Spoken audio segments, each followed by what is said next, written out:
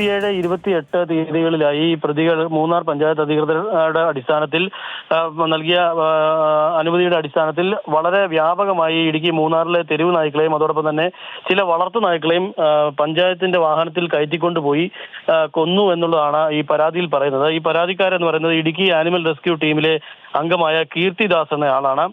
കീർത്തിദാസാണ് ഇത്തരത്തിലൊരു പരാതി മൂന്നാർ പോലീസിൽ നൽകിയിട്ടുള്ളത്. 200ഓളം തെരുവ് നായ്ക്കളെയും വളർത്തു നായ്ക്കളെയുമാണ് പഞ്ചായത്ത് പിടിച്ചുകൊണ്ടുപോയി കൊന്ന് മാലിന്യം നിക്ഷേപിക്കുന്ന കുഴിയിൽ കുഴിച്ചു മൂടിയത് എന്നുള്ളതാണ് പരാതിയിൽ പറയുന്നത്. മൂന്നാർ പഞ്ചായത്തിൽ ഉണ്ടായിരുന്ന നായ്ക്കളാണ് ഇവയൊക്കെയും എന്നുള്ളതാണ് ഇവർ ഈ പരാതിയിൽ പറയുന്നത്. നായ്ക്കളെ പഞ്ചായത്തിന്റെ വാഹനത്തിൽ തന്നെ കയറ്റിക്കൊണ്ടു പോകുന്ന ദൃശ്യങ്ങളും ഇവർ തെളിവിന് അടിസ്ഥാനമായി പോലീസിൽ നൽകിയിട്ടുണ്ട്. പരാതി എന്നാൽ ഈ മൂന്നാർ പഞ്ചായത്ത് നിഷേധിക്കുകയാണ്. കഴിഞ്ഞ ഒരു മാസക്കാലമായി മൂന്നാർ പഞ്ചായത്തിന്റെ വിവിധയിടങ്ങളിൽ വലിയ തോതിൽ തെരുവുനായ ആക്രമണം ഉണ്ടായിരുന്നു.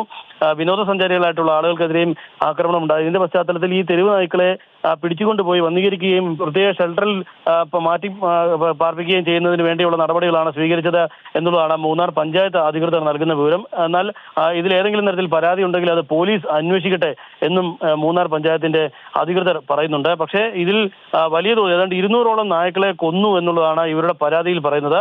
ഈ 200ഓളം നായ്ക്കളെ കൊന്നത് ഈ പ്രത്യേക രാസപദാർത്ഥം ഉപയോഗിച്ച് ഇഞ്ചക്ഷൻ നൽകിയ ശേഷമാണ് കൊന്നതെന്നും ഇവയെ മാലിന്യം നിക്ഷേപിക്കുന്ന മൂന്നാറിലെ മാലിന്യ പ്ലാന്റിന് സമീപത്തുള്ള കുഴിയിൽ കുഴിച്ചു മൂടിയെന്നുമുള്ളതാണ് ഈ പരാതിയിൽ പറയുന്നത്. കീർത്തിദാസ് എന്ന ആനിമൽ റെസ്ക്യൂ ടീം അംഗമാണ് ഈ പരാതി നൽകിയിട്ടുള്ളത്. ഇതിന്റെ അടിസ്ഥാനത്തിലാണ് മൂന്നാർ പോലീസ് ഇപ്പോൾ മൂന്നാർ പഞ്ചായത്ത് അധികൃതർക്കെതിരെ കേസ് രജിസ്റ്റർ ചെയ്തിട്ടുള്ളത്. തുടർന്നുള്ള അന്വേഷണം നടന്നു വരികയാണെന്നാണ് മൂന്നാർ പോലീസ് പറഞ്ഞിട്ടുള്ളത്.